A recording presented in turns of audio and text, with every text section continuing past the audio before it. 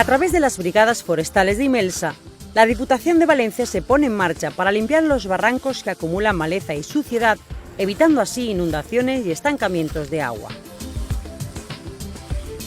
La entidad provincial, que dispone en la actualidad de material especializado para realizar las tareas de acondicionamiento de barrancos y cauces de río, ha recibido múltiples peticiones por parte de los municipios para realizar intervenciones inmediatas. Esa es la misión propia de la Diputación, es decir, atender a los alcaldes, atender a los ciudadanos y estar a la disposición de las necesidades, en este caso más urgentes, como es la previsión de que unas posibles lluvias no afecten más allá que el que baje el agua y no tengamos mayores problemas.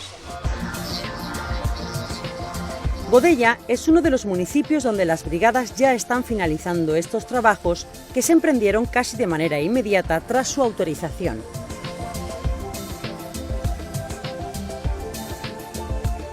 Quan se van plantejar el netejar el barranc tots els anys, pues sempre mos costava diners i jo dic, bueno, pues se posaven en contacte en la Confederació Hidrogràfica del Xúquer,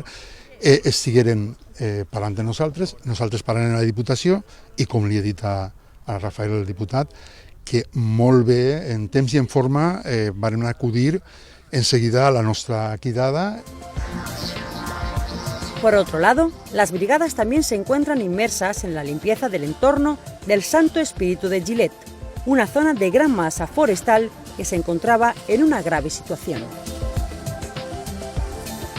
Excelente, como se puede comprobar, están dejando el barranco visible, que hace años que no se veía, y la verdad es que yo estoy muy contento, muy satisfecho con las brigadas de Imelsa. La Diputación de Valencia ha intervenido rapidísimamente, ya te digo, estoy muy contento. Estamos evitando un posible problema, que es lo que al final a los alcaldes nos preocupa.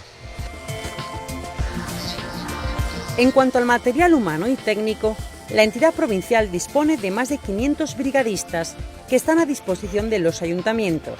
maquinaria especializada, como 60 bombas de achique con sus respectivas mangueras, biotrituradoras y desglosadoras, entre otras herramientas.